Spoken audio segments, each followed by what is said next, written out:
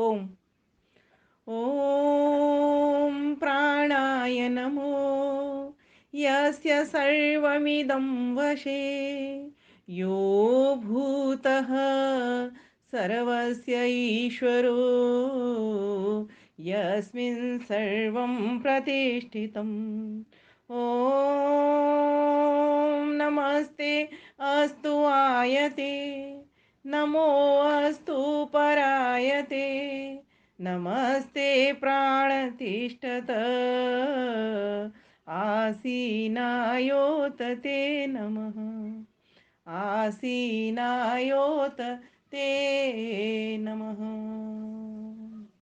पुणे से चल रहा बहुत ही सुंदर कार्यक्रम, अभी मैं भजन सुन रही थी, बहुत आनंद आ रहा था। लगता था आज तो मैं इन सफ़ेद वालों का अनुभव वास्तव में जो हमारी माताओं से और हमारे बुजुर्गों से हमें प्राप्त होता है, और ऐसा सुरीला कंठ उनसे सीखने की चीज़ है कि इस आयु में भी वो इतना कंठ को अपने को कैसे सुरक्षित रख पाती हैं।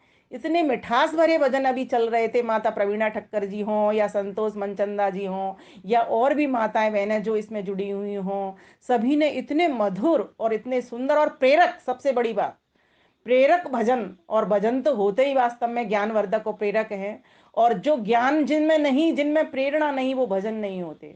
तो मेरा कहना ये है कि आज इस महर्षि दयानंद सरस्वती के जन्म दिवस पर पूरा भारत, क्या पूरा विश्व ही इसको मना रहा है 12 फरवरी को। वैसे तो महर्षि दयानंद सरस्वती का जन्म फागुन कृष्णा दशमी तिथि को हुआ था, लेकिन फिर भी एक 12 फरवरी को भी नियत कर दिया गया है इसको, समय को। हो सकता है तब जब जन्म हुआ होगा तब 12 फरवरी होगी, उस हिसाब से इसको हिसाब लगा करके। मगर शुद्ध रूप से अगर मनाने का जो ढंग होना चाहिए वो फागुन कृष्णा दशमी दिन। लेकिन हम इसको इस तरह से लेते हैं कि फागुन कृष्णा दशमी तिथि को भी मनाएं और इस 12 फरवरी को भी मनाएं, और 12 फरवरी से लेकर के फागुन कृष्णा दशमी तिथि, और मैं तो कहती हूँ बोध दिवस भी 4 दिन बाद आता है, शिव चौदस जिस दिन मनाते हैं लोग, वहां तक कार्यक्रम हमारे चलने चाहिए, होने चाहिए। महर्षि दयानंद सरस्वती के जीवन गाथाओं के सबके समक्ष रखना चाहिए। तो इस प्रकार से हम सभी यहाँ पर महर्षि दयानंद सरस्वती के भजनों को भी सुन रहे थे, ईश्वर भक्ति के भजनों को भी सुन रहे थे।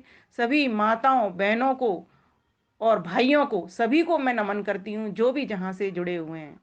और साथ ही साथ अपनी सुंदर जो अभी संचालन कर रही हैं बहन, बड़ी बहन है नीता आर्या जी, पुणे नानापीठ से, भगवान से प्रार्थना करती हूँ इसी प्रकार से इनको गति देता रहे, दिशा देता रहे और अपनी बुद्धि शक्ति सामर्थ्य देता रहे, जिससे अपनी पूरी आयोजक कमेटी को लेकर के यह सुंदर कार्यक्रमों को इसी प्रकार करती रहें और हमको भी इन मंचों पर बुलाती रहें, जिससे हम भी आपके सभी के दर्शन करके अभिभूत हो सकें। प्यारे भाइयों बहनों, इस कोरोना काल में हम सभी परस्पर एक दूसरे के साथ मिलते हैं, बैठते हैं, बात करते हैं, संवाद करते हैं, प्रवचन आचमन के माध्यम से अपनी बात को कहते हैं, साझा करते हैं।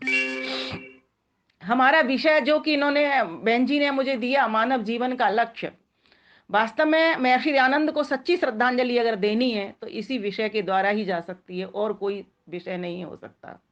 बहुत ही सुंदर विषय मुझे दिया है। एक बार मेरे मन में विचार आया था कि मानव जीवन का लक्ष्य आज के दिन क्यों, आज तो महर्षि दयानंद की बात होनी चाहिए, लेकिन नहीं, मैंने कहा इससे बढ़िया कोई आहुति हो ही नहीं सकती, क्योंकि महर्षि ने पूरा जीवन इसी लक्ष्य को साधने में लगा दिया और हमको इसी बात की ही प्रेरणा करके वो गए। इसके लिए उन्होंने सत्यात प्रकाश का नवम समुल्लास जो लिखा और प्रथम समुल्लास जो लिखा, हम सबके लिए प्रेरणास्पद है, ज्ञान वर्धन कराने वाला है। महर्षि दयानंद सरस्वती ने उस परमपिता परमेश्वर के 100 नामों का जिक्र किया। क्यों किया? अभी माताएं गा रही थी, अनुमान प्रमाण की सिद्धि थी, वो शब्द प्रमाण की सिद्धि थी। शब्द प्रमाण कहते हैं वेदों के प्रमाण को, वेदोक्त जितने भी ग्रंथ हैं उनके प्रमाण को, कि उस ईश्वर ने कितना, कैसा नाना प्रकार का जगत बना दिया, किस प्रकार से जगत बना दिया। कोई ऐसी शक्ति है और उसी को हम ईश्वर कहते हैं, उसी को हम मालिक कहते हैं। तू जाने माल का, तेरी तू जाने माल का, मैं नहीं जानता, मैं समझ ही नहीं सका, क्योंकि तू तो सचमुच एक मिस्ट्री है। तुझे तो ऋषि मुनि भी हार गए, वो भी तुझे नहीं समझ पाए। तो इतना सुंदर वर्णन कर रही थी, मैं अंदर ही थिरक रही थी और मेरा ध्यान वहीं पहुंच रहा था। ये भजन भी हमारा ध्यान लगा देते हैं। ईश्वर का पूरी तरीके से मैं सभी को कहा करती हूँ, जब आप संध्या करने बैठें, प्रातः की सायं की, एक बार एक भजन जरूर गा लिया करें ईश्वर भक्ति का। क्योंकि कहा जाता है कि पहले उसका साधन उपस्थित होता है ना, तो फिर साध्य उपस्थित स्वतः हो जाता है। ये बहुत महत्वपूर्ण बात है। सुनने में बहुत छोटी लग रही है, लेकिन नहीं। देखिए, जब हमारा भोजन बनता है ना, तो खाने वाले अपने आप आ जाते हैं। जब भोजन की थाली ही नहीं होगी माताओं, तो फिर भोजन खाने वाला कैसे आएगा? उसको जब लगता है ना, घर में भी आप कहते रहना भोजन कर लो, भोजन कर लो, लेकिन जब तक रोटी सिक करके थाली में नहीं आती, तब तक भोजन करने वाले लोग नहीं आते, घर के सदस्य नहीं बैठते। इसीलिए मैं सभी को कहा करती हूँ, अगर आप सही मायने में महर्षि दयानंद सरस्वती को श्रद्धांजलि देना चाहते हो, श्रद्धा सुमन अर्पित करना चाहते हो, तो ऐसी भोजन की थाली एक ईश्वर भक्ति के भजन की जरूर रख दिया करो, जरूर परोस लिया करो अपने लिए। बहुत सारे भजन है, सभी माताएं बहनें गा रही हैं, पर चिंतन पता नहीं कितनों का जाता है। मेरा तो चिंतन बहुत जाता है। पूरे भजन की एक एक लाइन पे गया, कहीं पर पानी खारा है, कहीं पर मीठा है, कहीं पे फल कोई कड़वा है, कोई खारा है, कोई मीठा है, कोई तीता है, कहीं मिर्ची तीखी लग रही है, कहीं कोई फल, आम का फल मीठा लग रहा है, खरबूजा तरबूज मीठे लग रहे हैं, तो कहीं फल बिल्कुल ही फीके लग रहे हैं, तो कहीं करेला कड़वा लग रहा है। कैसे कैसे माता वर्णन कर रही थी, मैं उसी में खो गई। वास्तव में मानव जीवन का अगर लक्ष्य साधना है, तो उसमें खोना सीखिए, वस्तु वस्तु में देखिए। शास्त्र कहते हैं भूतेषु भूतेषु विचंत धीरा।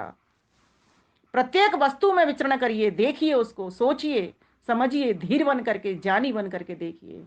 कोई रचना ऐसी हो नहीं सकती। मनुष्य के शरीर को देखिए, कैसी रचना, कैसी फैक्ट्री चल रही है, धक धक धक धक धक धक, जैसे मशीनों की आवाज आती है किसी फैक्ट्री के भीतर चले जाओ, ठीक इसी प्रकार से इसमें स्वर सुनाई दे रहे हैं। इसके अनहद नाद गूंज रहे हैं, सुनने वाला चाहिए, लेकिन बाहर के शोरगुल में ये आवाज सुनाई नहीं पड़ती।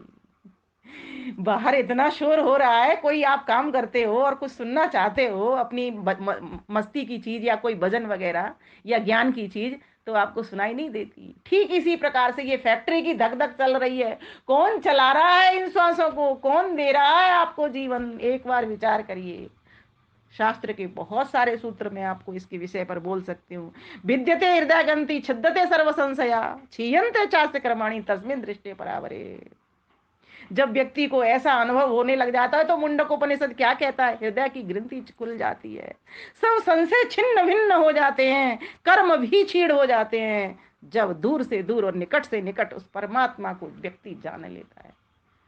दूर से भी दूर है वो, पास से ही पास है, दूर से भी दूर है वो, पास से भी पास है।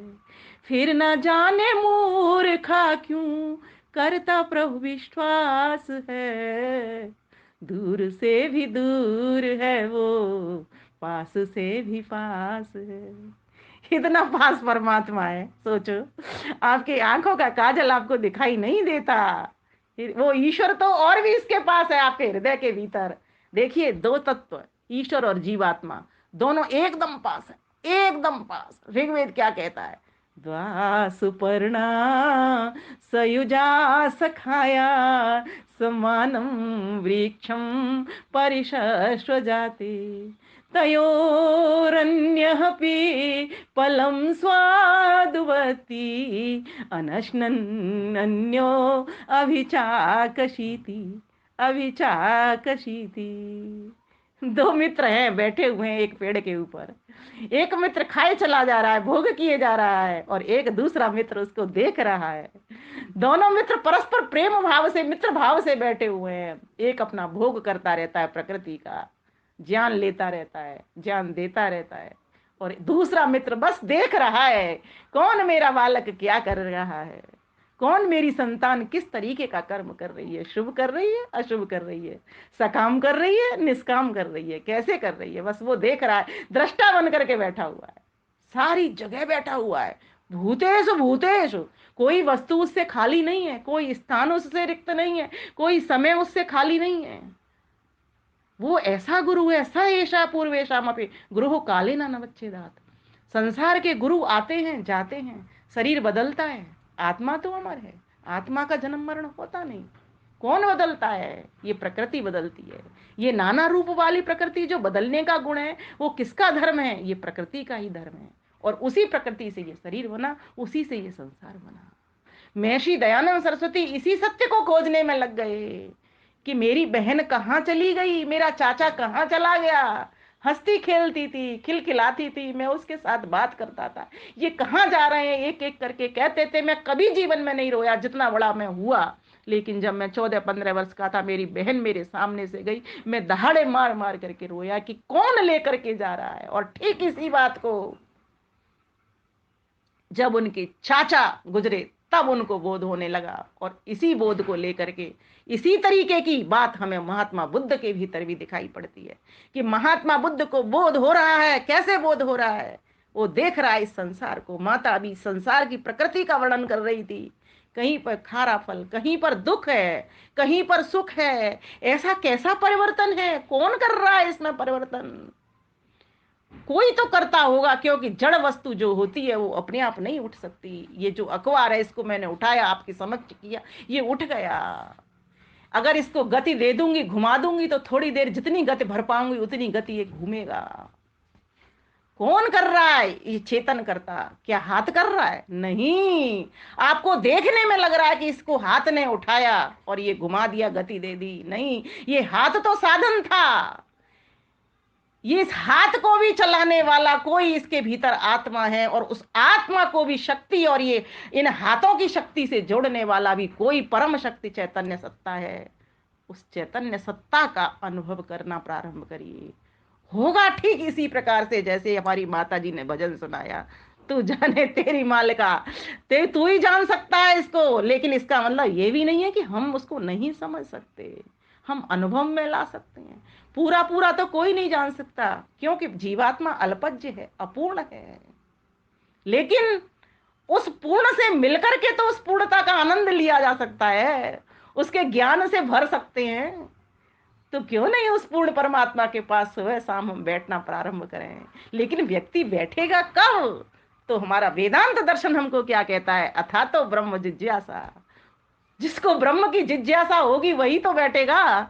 जो समझना ही नहीं चाहता कि संसार में ये जो परिवर्तन हो रहा है क्यों हो रहा है, और इस परिवर्तन के क्या लाभ हानि हो सकते हैं, इनसे कितना सुख हमको मिलता है, कितना इनसे हमको दुख मिलता है। और चाहता तो है व्यक्ति कि मुझे पूरा पूरा सुख मिले, लेकिन इस संसार को समझना नहीं चाहता है। इसीलिए मैं आप सभी भाई बहनों से, माताओं से कहना चाहूंगी, कुछ समझना या मत समझना, पहले इस संसार को समझ लेना। बहुत सारे व्यक्ति मेरे से प्रश्न किया करते हैं, भाई बहन कहते हैं कि बहन जी फिर परमात्मा ने इस संसार से तुम छूटने की बात करती हो तो ये बनाया ही क्यों? तुम बिना संसार में आए संसार को देके छूट ही नहीं सकते। किसी चीज का अनुभव पहले आपको अनुमान करना पड़ेगा, फिर अपने विद्वानों, संतों, गुरुओं को, वेदों की शरण लेनी पड़ेगी, तब जाकर के शब्द प्रमाण से समझना पड़ेगा। 4 प्रकार का ज्ञान होता है, व्यक्ति 4 प्रकार से ज्ञान करता है। शब्द प्रमाण के द्वारा ज्ञान करता है, शाब्दिक ज्ञान करता है, फिर अनुमान लेता है उसका, जो उसने सुना, पढ़ा, देखा, समझा, उसको फिर अनुमान में लाता है कि वेद के भीतर तो लिखा था कि प्रकृति ऐसी है, पृथ्वी गोल है और पृथ्वी सूरज का चक्कर लगाती है ना, पृथ्वी और इस प्रकृति में परिवर्तन होता है, पूरे संसार में परिवर्तन हो रहा है। एक बीज होता है, बीज फिर मिट्टी में दबता है तो फिर उसमें से अंकुर फूटता है तो बीज मर जाता है, फिर अंकुर फूट के पौधा बनता है तो अंकुर मर जाता है, पौधा रह जाता है, फिर पौधा और बड़ा हो जाता है, वृक्ष हो जाता है, तो फिर पौधा मर जाता है। ये परिवर्तन कैसे हो रहा है, कौन कर रहा है? और हमने तो शब्द प्रमाण में देखा था कि उसमें लिखा था कि जड़ में कोई परिवर्तन अपने आप नहीं हो सकता, परिणामी तो धर्म है उसका, लेकिन अपने आप नहीं होता, कोई करने वाली शक्ति होती है तभी होता है। जैसे मैंने अभी अखबार उठाया, जैसे मैंने ये कागज उठाया, ये अपने आप कोई गति नहीं कर सकते। माना कि आपको कागज उड़ता हुआ दिख जाएगा तो भी वो हवा के वेग से उठेगा। फिर मन के भीतर प्रश्न उठेगा, ये हवा में शक्ति कौन भर रहा है? ये हवा भी अपने आप नहीं चल सकती। जिन अणु परमाणुओं को मिलकर के ये हवा बनती है वो भी अपने आप नहीं उड़ सकती, उसको भी कोई बहा रहा है, कोई गति दे रहा है। तब फिर मन के भीतर प्रश्न उठेगा, कोई तो ऐसी शक्ति है। बस उसी शक्ति को प्राप्त करने के लिए महर्षि दयानंद सरस्वती ने जब 18 वर्ष के हुए, आज मेरे को महिमा ही महिमा उनकी निकल रही है क्योंकि उनका जन्मदिन सभी लोग मना रहे हैं। 18 वर्ष के हुए घर छोड़ दिया और 18 वर्ष तक इसी खोज में बहुत सारे उनको सन्यासी मिले, धर्मात्मा मिले, पाखंडी भी मिले, सब तरह के लोगों को निपटारा करते गए, उस ज्ञान को लेते गए, देखते गए, छोड़ते गए, धीरे धीरे छोड़ते गए, क्योंकि उन्हें कहीं सत्य नहीं मिल पाया। माना कि वो अनुभव में स्थापित हो रहा था कहीं ना कहीं कि ये चीज ठीक है, ये चीज ठीक नहीं है, सही सही चीजों को इकट्ठा करते जा रहे थे, संचित करते चले जा रहे थे। पूर्णानंद नाम के एक सन्यासी मिले, उनसे भी उन्होंने बहुत कुछ शिक्षा ली, योग की शिक्षा सीखी, योगाभ्यास करना सीखा, लेकिन फिर भी उनको तृप्ति नहीं हुई, क्योंकि ये संसार के जो ज्ञान है वो बहुत ही धीर पुरुषों के पास होता है। तब जाकर के उनको पता चला कि गुरु बिरजानंद मथुरा के भीतर कुटिया बना करके रहते हैं, वो बिरले संत हैं, व्याकरण की शिक्षा देते हैं, वेद की शिक्षा देते हैं, वेदांग की शिक्षा देते हैं, दर्शन उपनिषद आदि ग्रंथों की शिक्षा देते हैं। तब जाकर के उनको ये पता चला, तो मात्र 3 वर्ष, सोचिए 18 वर्ष का बालक जिसका विवाह होने की तैयारी चल रही है, विवाह को ठुकरा देता है सिर्फ इसीलिए कि उसके दिमाग में एक चीज बैठ गई है कि मेरी बहन कहाँ चली गई, मेरे चाचा कहाँ चले गए। 18 वर्ष का बालक घर छोड़ देता है और 18 वर्ष खोज में लगा देता है। 36 वर्ष के होकर के वो गुरु बिरजानंद की कुटिया में पहुंचते हैं और 3 वर्ष के अध्ययन में 39 वर्ष के होकर के उनको खूब सारा ज्ञान हो जाता है। ज्ञान करने के बाद में फिर 39 से लेकर के 59 साल में तो वो चले ही जाता, मात्र 20 वर्ष 3000 ग्रंथों का अध्ययन करना, वो महान विशाल प्रतिमा जो मेरे मस्तिष्क में अभी चल रही है, जिसके कारण मैं बोल भी पा रही हूँ, उसी के कारण मुझे पगड़ी मिली, उसी ने मुझे ब्रह्मा बनाया, उसी के कारण मैं दर्शनों को पढ़ पाई, उसी के कारण मैं शास्त्रों का अध्ययन कर पाई और उसी के कारण आज वक्ता प्रवक्ता बन करके आपके समक्ष आ पाई हूँ। एक महर्षि देव दयानंद के कितनी उसके भीतर सामर्थ्य थी, शक्ति थी, वो कहां से आई, इसी को खोजा उन्होंने कि कहां से आ रही है, कौन शक्ति दे रहा है। एक बच्चे में बिल्कुल भी बुद्धि नहीं और एक बच्चे में इतना ज्ञान, ये संसार में हो क्या रहा है। कम ज्यादा हर चीज, सुख दुख, धूप छांव, कभी धूप अधिक कभी छांव अधिक, कभी ये हो क्या रहा है। कम शीतोष्ण संसार है, कभी गर्मी अधिक है, कभी सर्दी अधिक है। ये संसार के भीतर परिवर्तन हो रहा है। ये संसार परिणामी धर्म का है। कौन परिणामी धर्म का नहीं है जहां परिवर्तन नहीं होता, बस मैं तो उसी को मानूंगा, उसी पर चलूंगा, उसी राह पर चलूंगा। तो बोले 2 ही सत्ता हैं जो मित्र भाव से रहती हैं। कौन कौन? बोले एक तो स्वयं जीवात्मा और दूसरी परमात्मा। जीवात्मा इन सारे संसार के पदार्थों को भोग करने वाला है और भोग करके फिर इनसे जितना सुख मिलता है सुख लेता है, फिर आगे की यात्रा पूर्ण सुख की ओर बढ़ता है। तो उसके लिए वो अपवर्ग करता है, पवर्ग नहीं। जहां पवर्ग नहीं, जहां पाप, ध्यान नोट करना चाहे नोट कर ले। मैं सभी को कहती हूं पेन पेंसिल कागज लेकर के बैठा करें, और ये बहुत महत्वपूर्ण मोती हैं। मुझे भी नहीं पता होता कि मैं क्या बोलूंगी और ये निकल जाते हैं, ये सारे मोतियां निकल करके। इनको लिख लें। पवर्ग जहां प अ माने नहीं, पवर्ग जहां पवर्ग नहीं, पाप पुण्य नहीं, फ फल की कामना नहीं, ब बंधन नहीं, भ भय नहीं, प फ ब भ म मृत्यु नहीं। वही मोक्ष है जहां पर कोई सुख दुख नहीं होता, जहां पर कोई पाप पुण्य नहीं होता, जहां कोई फल की कामना नहीं होती, क्योंकि ईश्वर मिल गया। फल की कामना कब तक चलती है? जब तक इस संसार में, जब तक ये शरीर नहीं छूटा। शरीर कब शरीर का कब कैसे मानेंगे, कब मोक्ष होगा? जीवन मुक्त की अवस्था तो अभी हो सकती है शरीर में रहते, लेकिन पूरी मोक्ष की अवस्था जो कही जाती है, मुक्ति की जो अवस्था कही जाती है, वो तो फिर जब व्यक्ति के 5 क्लेश नष्ट हो जाते हैं, शरीर को छोड़ जाता है, तब जाकर के मोक्ष में प्राप्त करता है। तो मोक्ष में क्या होता?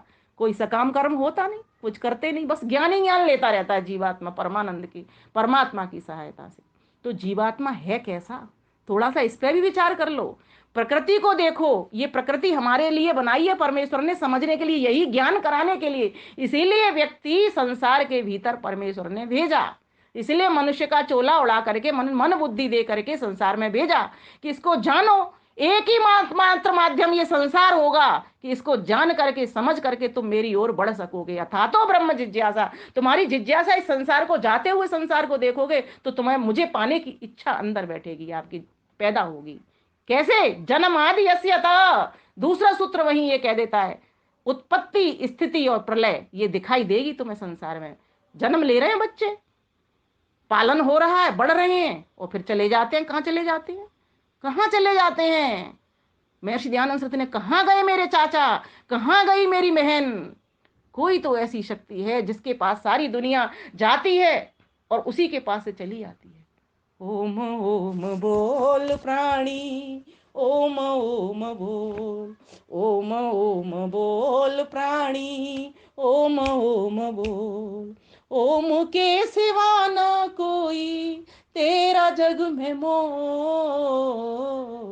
ओम ओम बोल प्राणी, ओम ओम बोल। एक बार जब आप ओम ओम बोलते हो ना, तो एक बार मन में अर्थ जरूर ले आना।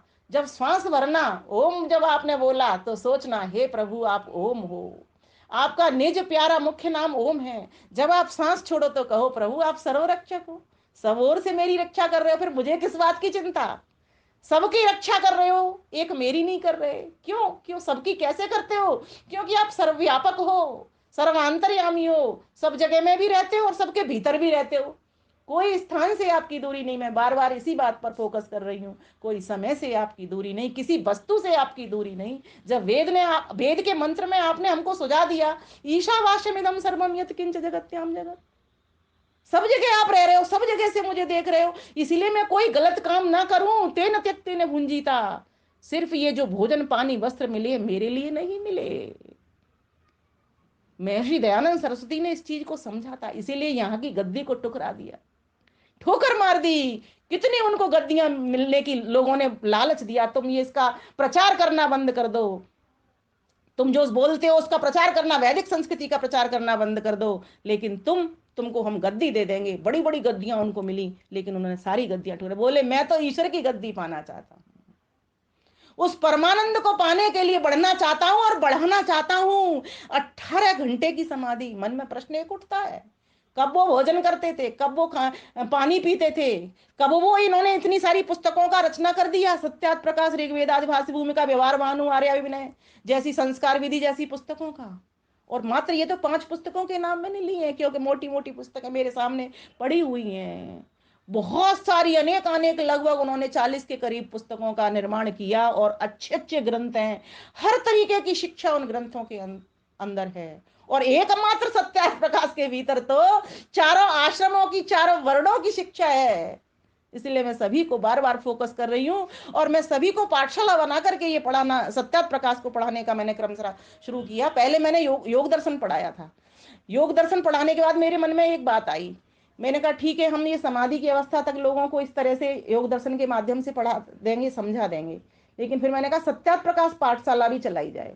क्योंकि सत्यार्थ प्रकाश के भीतर सभी दर्शनों का, सभी उपनिषदों का, जो हमारी 11 मान्यता प्राप्त उपनिषद है, उनका निचोड़ रखा हुआ है। और रामायण का भी एक जगह पर प्रकरण मिलता है, बहुत सारे प्रकरण अनेकानेक ग्रंथों से भी मिलते हैं, कई जगह पर तो पुराण का भी वर्णन मिलता है, कि जहां जहां से उनको सत्य मिला, उसी सत्य को वो खोज करके लेकर के आए। मात्र एक सत्य की खोज के लिए उन्होंने घर छोड़ा।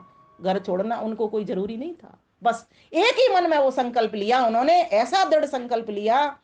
एक अथर्ववेद का मंत्र आता बड़ा सुंदर, स्वधया परेता, श्रद्धा परयूढ़ा, दीक्षा गुप्ता, यज्ञ प्रतिष्ठा। दीक्षा गुप्ता, संकल्प लेकर के और दृढ़ता से बंध करके उन्होंने काम किया, और इसीलिए वो सत्य को खोज करके लेकर के आए। वो सत्य, सत्य 3 सत्ताएं, माना कि प्रकृति भी सत्य है, वो भी असत्य नहीं है।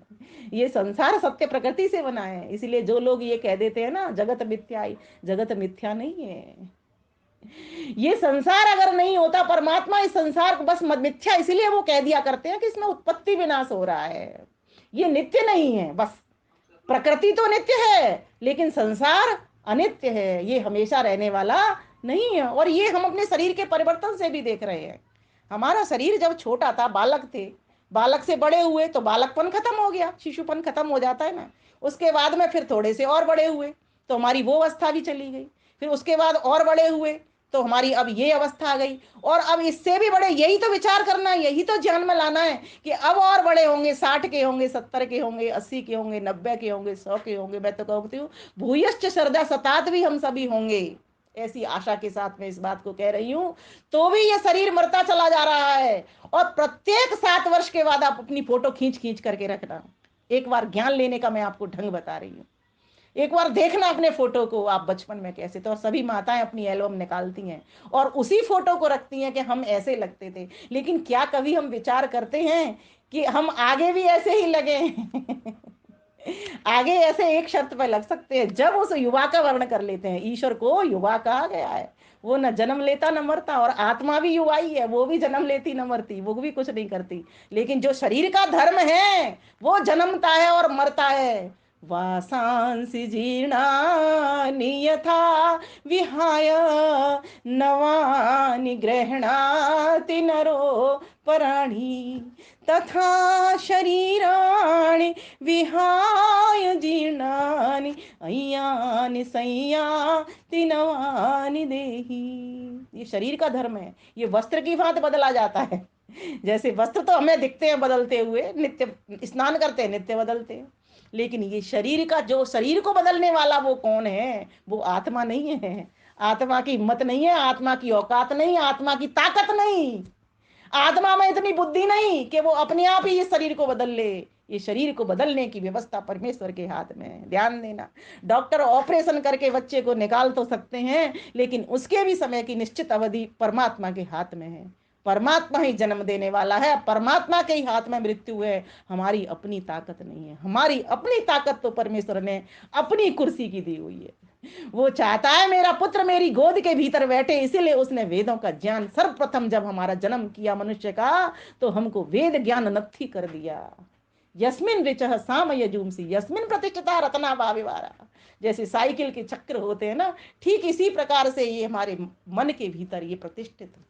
हम कर सकते हैं, मन का सामर्थ्य है। एक बालक की आप वीडियो देख रहे हो फेसबुक पे, सोशल मीडिया पे बहुत चल रही है, ट्विटर पे भी मैं कल परसों देख रही थी, वहां पर ही किसी ने ट्वीट किया है उसको, और व्हाट्सएप पर तो चल ही रहा है वो वीडियो। एक छोटा सा बालक है, माता पिता का, इसीलिए तो महर्षिदानंद को कहना पड़ा, जिसके माता पिता धार्मिक हैं, याज्ञिक हैं, वैदिक हैं, विदुषी हैं, विद्वान हैं, उनके बालकों में गुण आ जाते हैं, क्योंकि वो उस तरीके का योगाभ्यास कर रहे हैं, नित्य प्रति वो कर्म कर रहे हैं, सुबह उठ करके लेकर के सोने तक उन्हीं मंत्रों में रहते हैं। मैं सभी को कहा करती हूँ, अपने मंत्रों से सजाइए अपनी बुद्धि को, ईश्वर साक्षात होगा आपको। ईश्वर की वेदवाणी, ईश्वर से सत्संग क्या है? ईश्वर का ग्रंथ पढ़ लेना, और ईश्वर के ग्रंथ को कैसे पढ़ोगे, उसमें से मंत्रों को निकाल लेना। प्रातःकालीन जब हो जाए, प्रातःकालीन के मंत्र पढ़ना शुरू कर दो, ओम प्रातरग्निम प्रातरेंद्रम हवामहे।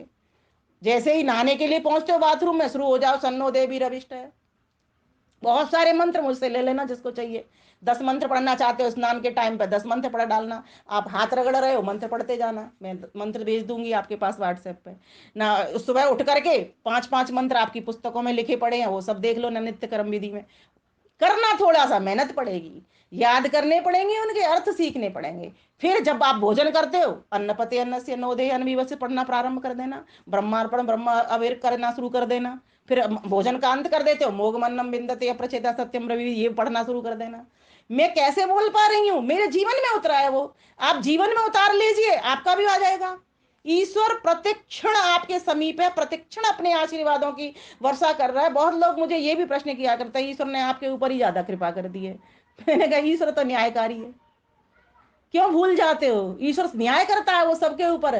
कृपा का पात्र बनना हमको आना चाहिए। जब पात्र में ही छेद हो रहे हो, यस्मिन मनसो छिद्रम, जब पात्र में ही इतने सारे छिद्र भरे पड़े हों, तो वो कोई कितना भी उसमें सामान भरेगा, वो नीचे होकर के निकल जाएगा।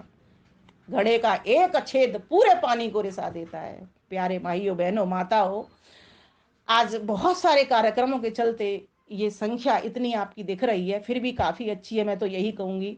और क्योंकि यहाँ पर प्रबुद्ध लोग बैठे हुए हैं, सुनने वाले समझने वाले लोग बैठे हुए हैं, वो बुजुर्ग माताओं जिनके अनुभव से हम सीखते हैं, वे ऐसी माताएं यहाँ पर बैठी हुई हैं।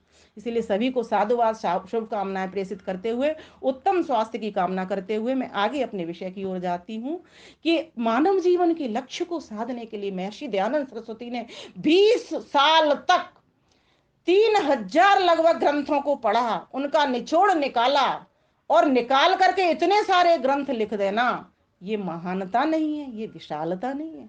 आज उनके जन्म दिवस पर हम अपने बच्चों के समक्ष, अपने पड़ोसी, जहां तक ये ज्ञान नहीं पहुंचा, जहां पर बहुत अधिक अंधकार है, उन तक ये बात एक बार पहुंचा करके देखना। जो बच्चे नहीं पढ़ते उनको बताना कि देखो बुद्धि बढ़ाने के कौन से मंत्र हुआ करते हैं, ये गायत्री मंत्र है ना, जब हम जिह्वा ये पलटते हैं बार बार ऊपर नीचे तालू को टकराते हैं, ये कंपन पूरी बॉडी के ऊपर होता है, ये हमारी बुद्धि की ये जो नस नाड़ियां हैं, इनको खोल देता है, इसीलिए इसको बुद्धि का मंत्र कहा है। बहुत कभी व्याख्या करूंगी इस गायत्री मंत्र को लेकर के ही, कि किस प्रकार से बच्चों को प्रेरणा, किस प्रकार से जहां ज्ञान नहीं गया उन अज्ञानियों को प्रेरणा, किस तरीके से आपको प्रेरणा करनी है जिससे सभी लोगों का जीवन सुखमय बने, स्वस्थ हो, दीर्घायु हो। भारतवर्ष के वासी हैं, आर्यवर्त के वासी हैं, हम सभी आर्य हैं, देव दयानंद की पताका के नीचे हम खड़े हुए हैं, पताका को लेकर के हाथ में चलने वाली मशाल है हम।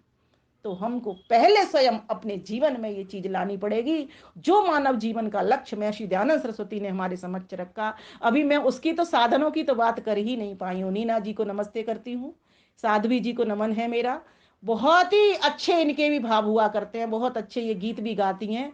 तो जब भी समय इनका मैं उनसे कहना चाहूंगी, नीता आर्या जी से, कि जब भी आपको लगे तो इन बहन जी को भी निमंत्रित कर सकती हैं भजन गाने के लिए। बहुत ही मीठा स्वर है, मैं अपने प्रवचन के बाद भी कहूंगी 2 लाइन जरूर ये अपनी सुना करके यहाँ से जाएं। तो ऐसी साध्वी बहन नीना जी को भी मैं नमन कर रही हूँ, और साथ ही साथ अपने विषय की ओर आगे बढ़ रही हूँ, कि वो परमपिता परमेश्वर जिसने हमको इतनी शक्ति दी, इतना सामर्थ्य दिया, इतनी बुद्धि दी, ये हाथ पैर इंद्रियां सोचो अगर वो नहीं देता, तो हम उस परम पिता परमेश्वर के इन साधनों का उपभोग करते हुए उस अपवर्ग की ओर बढ़ कैसे सकते थे। बुद्धि से ही तो निर्णय लेते, मन से ही तो हम संकल्प करते, विकल्प उठाते, मन ही तो है ये सामर्थ्यवान है। हम रोज अगर रात्रि को मंत्र पढ़ करके सोएंगे, यज्जाग्रतो दूर बुधैति दैवम तदु सुप्तस्य तथैवैति दूरंगम ज्योतिषाम ज्योतिरेकम तन्मे मनः शिव संकल्पमस्तु। जब हम मन के भीतर इस प्रकार का भाव रखेंगे, प्रभु तूने जो मेरे को मन दिया वो अनंत शक्ति सामर्थ्य से भरपूर दिया, इस मन के कारण ही मैं बंधन में आता हूँ, इस मन के कारण ही मैं तुझको प्राप्त कर जाता हूँ। अब मैं चाहता हूँ प्रभु, ये नाना माताओं के आंचलों को मैंने पी लिया, पशु पक्षी बन करके भी देख लिया, मनुष्य बन करके भी देख लिया प्रभु।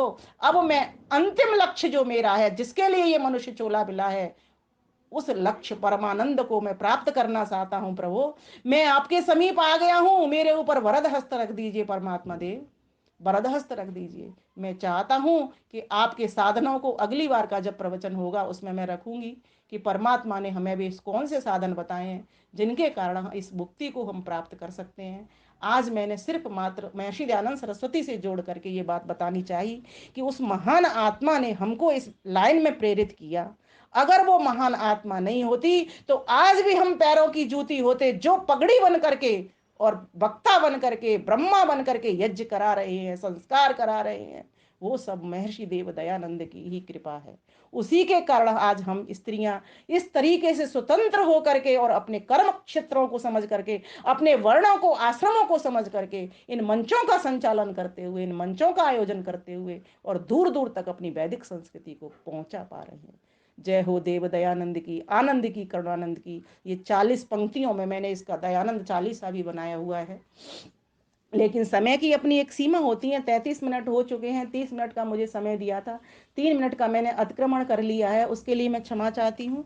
और मैं चाहती हूँ अभी 3 मिनट का अतिक्रमण और करूँगी, 36 मिनट करके मैं अपनी वाणी को विराम दूंगी, क्योंकि विषय मेरे पास बहुत होता है। अभी तो मैं कुछ कह ही नहीं पाई, मेरी इच्छा थी मैं आज आपको सुनाती। तद्यंत विवक्षो अपवर्ग दुख जन्म प्रवृत्ति दोष मिथ्या ज्ञानानाम उत्तरोत्तर अपायात अपवर्ग, कि कैसे किस प्रकार से हम दुखों से निवृत्त हो सकते हैं और सुखों की ओर बढ़ सकते हैं। तो मैं इस विषय को अगली बार के लिए रख लेती हूँ।